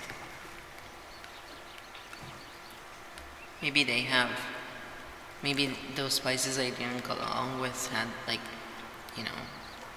one of the houses had asshole in it. That's why. They had Uranus too many times, right? Oh god, that sounds so dirty. Moon illusion. Okay, so the moon is the illusion, according to the good tarot. It may not see the workings of spirit in the invisible realms, but I know there is great activity behind the scenes. It's important to trust the mystery and remember that the material realm is an illusion. Current conditions are not necessarily a reflection of the truth of what's really going on in the present. Great opportunities lie in the shadows, awaiting the perfect time for illumination. That's what I also like. I find Pisces very wishy-washy, they're not reliable, and you never really know what they're thinking. I do because I feel it, but it's how they try and hide their feelings sometimes. It just drives me freaking mental. So there's something about it, but in the same time, it's also because they're very sensitive. So I honestly think I just met a couple of really shitty Pisces, and it's not like I had bad feelings towards them, right? It's just I always guard them as, I don't know if I can trust you. It's really interesting. I just notice these things about me as I interact with different people, and then I find out what sign they are. So I usually find that out after. Then you have the Hangman, which is number 12. The astrological correspondence is Neptune, the element is water, and the companion cards are the Empress and the World. At first glance, the Hangman can cause feelings of unease and fear until you realize that the rope around his neck is loose and he is there voluntarily. Technically, he can walk away whenever he wants to, but he understands that it's where he needs to be right now. The Hangman is all about suspended time and the act of taking a break. Sometimes doing nothing at all can help you to view a situation through a new and renewed lens. There is also an underlying energy of acceptance with this card. Understand that there are some things you cannot change, and that occasionally you need to give something up in order to gain something better. So the keywords here are introspection, sacrifice, reflection, perspective, and acceptance. Now let's see what the good tarot says about the Hangman. Where are you, the Hangman?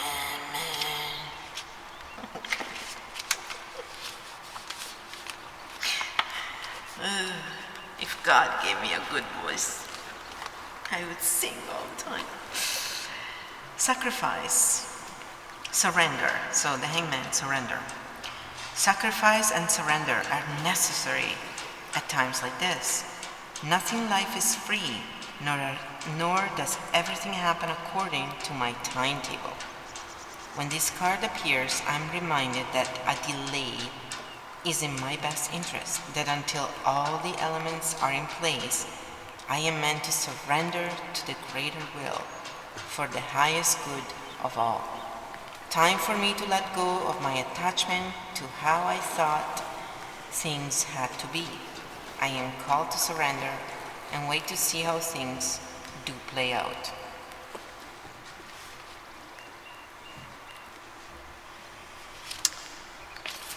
There was a mistake in there, I think, but whatever. And then the last thing, the Chariot. The Chariot is all about being able to move through whatever is necessary. They are really good at, it's Cancer, it's they're really good at it's Cancer. That was not good. They are, the sign is Cancer, the zodiac sign, the astrology associated with it, the astrological sign. I need to drink.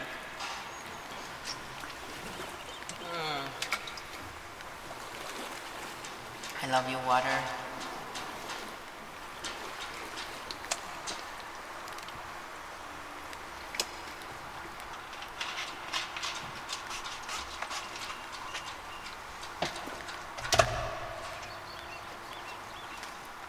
Anyway, Chariot is the sign is Cancer.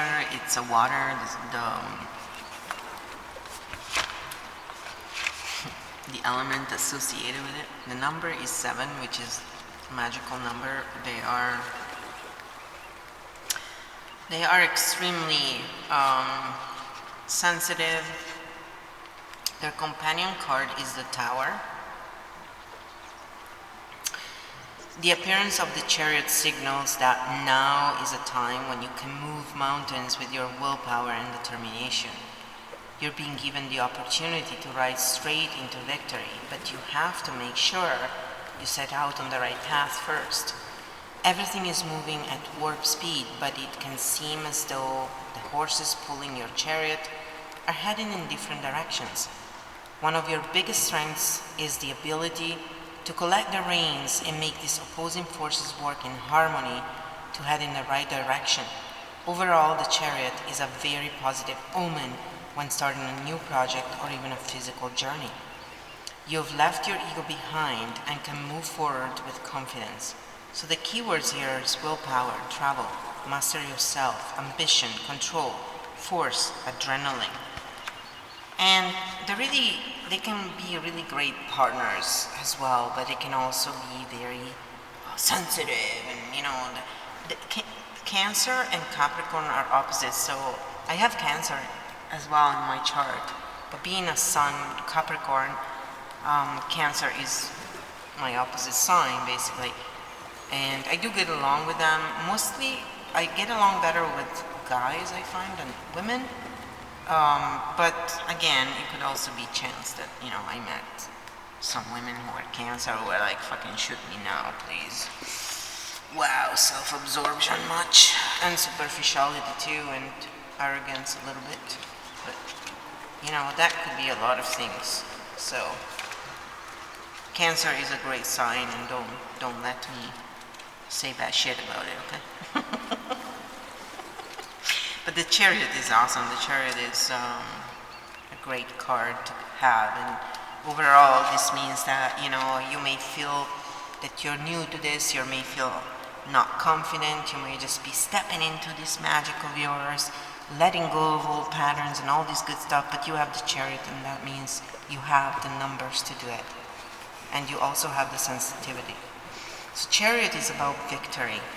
Everything I have worked for, including the obstacles I have faced and overcome, is now part of this time of victory. I have learned to see all aspects of my life as essential to my growth. I have fallen, but now I am risen again to live freely and truthfully, fearlessly and skillfully. Do you see? They're really self-reliant, they're really, and it's a great sign. And there's lots of women who are female Cancers, and they're great at that. So, again, I'm not trying to diss them at all. I'm just sharing my own personal experience as well. But in my case, it makes me very emotional, and I think that's why I resent it a little bit. Also, in my case, it makes me feel like I had a hard time when I was younger expressing my needs and my feelings. I'm very much an introvert, and the Capricorn also sometimes has that problem.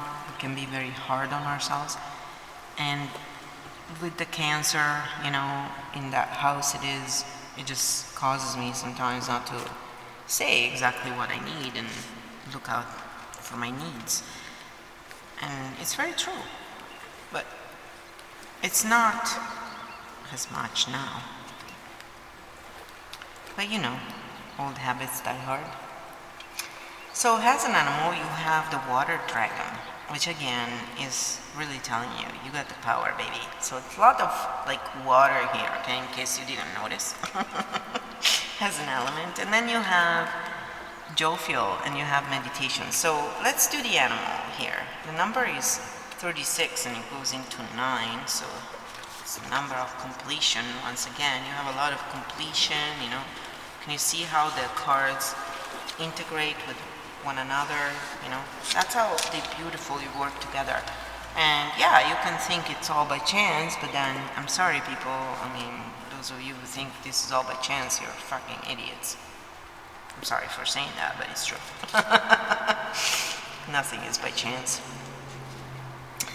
Keywords: passion, death, and connection. So, meaning, Dre's guys, I can't say it. Drag guys, I always have problems with this, okay? It's the water dragon, and it's his name. So, pronunciation, Dregushku. What the fuck is this? This is Druid language. Dregushku. I should know Druid language because I play a Druid. The Gushku, sounds like Russian to me, brings that which is hidden into the light of day. You have to pardon my ignorance and my stupid humor that accompanies it. Memoirs and wishes, which may have long lain forgotten or repressed in the unconscious, may emerge to frighten or overwhelm you with their apparent negativity or destructiveness. Facing these experiences with compassion and courage will in the end bring you to an experience of greater depth of soul and greater sense of connectedness to all life. Although you may at times feel overwhelmed with emotion, with time you will be able to achieve a sense of balance and stability, as these strong feelings are integrated in your consciousness. So, it's a really powerful, the dragons are always very powerful animals, and water is all about tap into your intuition, you know, and this is the card, the oracle cards of the Druid. It's called the Druid Animal Oracle cards. I really love them. So if you like this kind of stuff, there was something on it. It drives me crazy. They're really nice cards. They work well. You can use them in different ways. Then you have jovial, and again you have the number 9 there, and 10, but you take the first one. So these cards are the Angels of Atlantis Oracle cards. Just so you know, before Atlantis there was Lemurian. A lot of people don't know about that one. Jovial, the Holy Liberator. That's who he is, okay? So meditation. Finding stillness in detachment helps us towards the angelic freedom evoked by meditation. Jovial provides us with this yellow ray to soar with. All we need to do is quieten our mind, then we may hear the angels sing.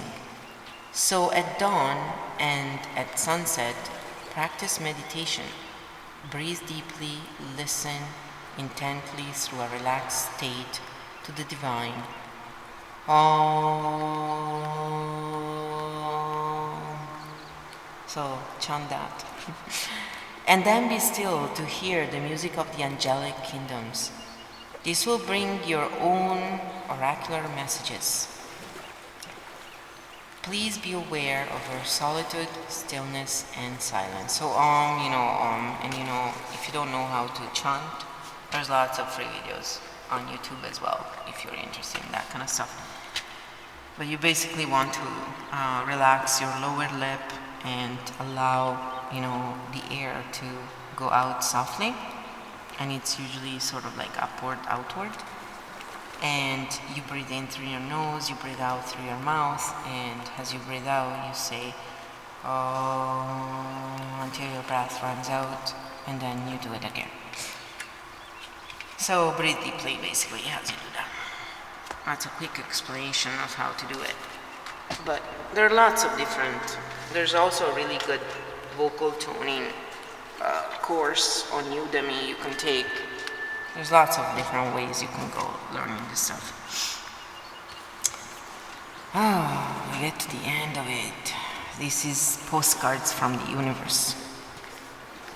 Dear you, now is one of those times you are being asked to add some distance. Take a step back and do nothing but observe.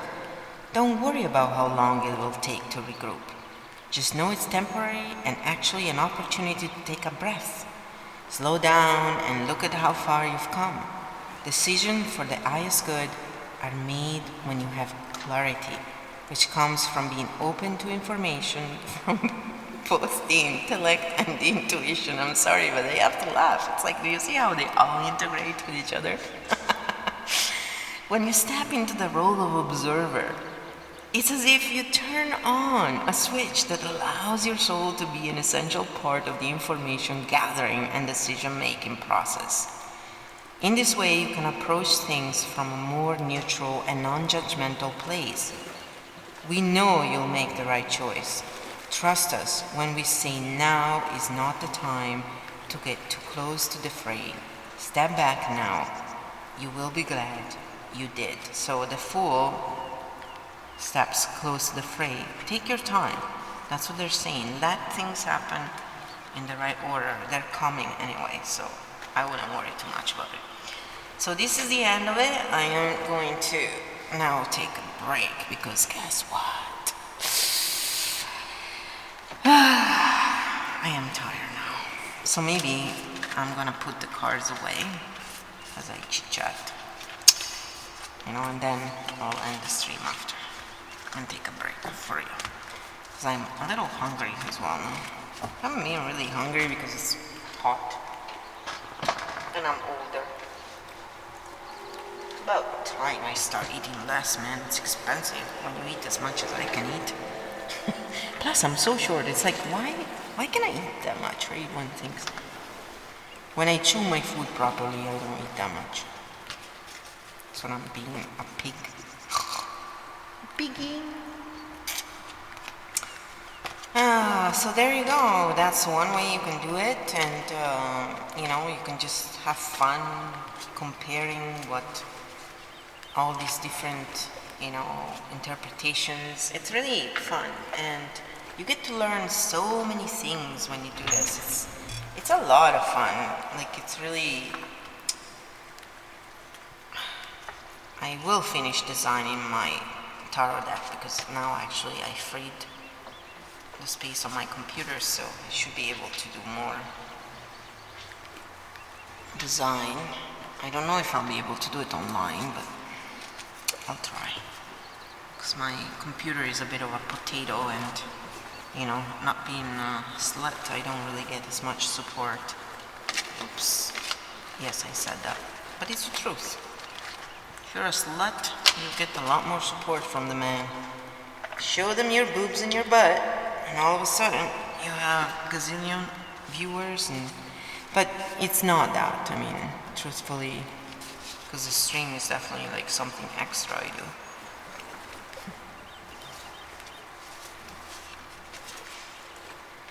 But yeah, I don't have a potato. I don't want to offend my computer. It's just not fast enough for a lot of things yet. We'll figure it out, because it's something I need. There you go. The sluts, they make me laugh actually, because now basically they're, making money.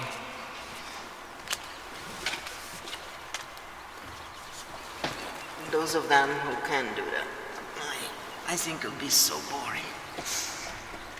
Like, I know a lot of people do live ASMR and they do hours of it. Like, I would freaking die if I did that. Of boredom. Also, I probably would fall asleep. So I commend them for having that much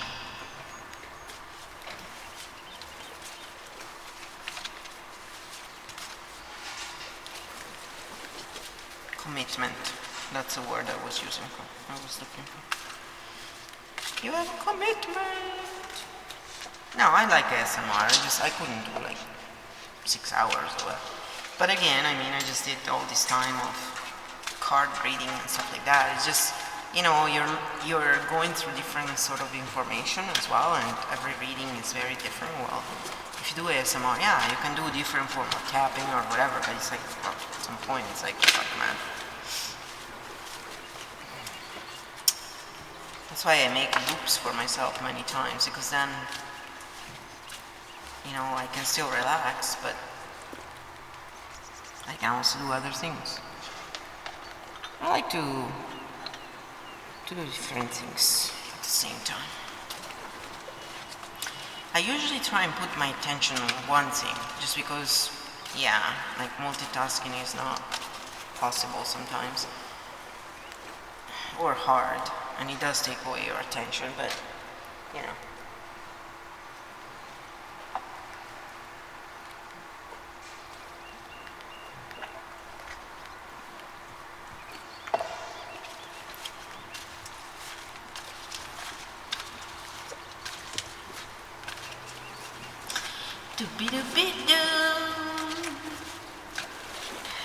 And the reading is done.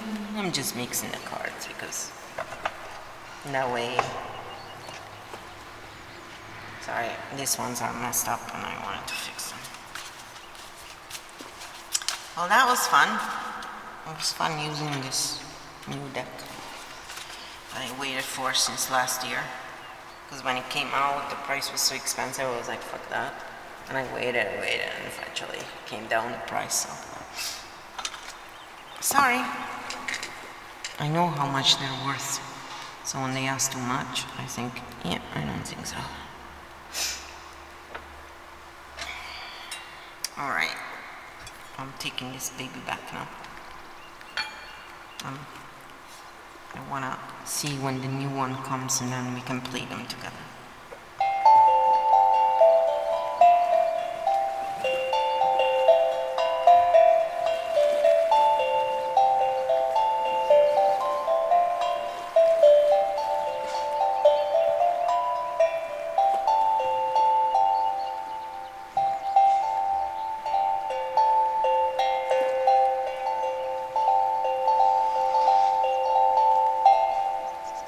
Yeah, I'm trying.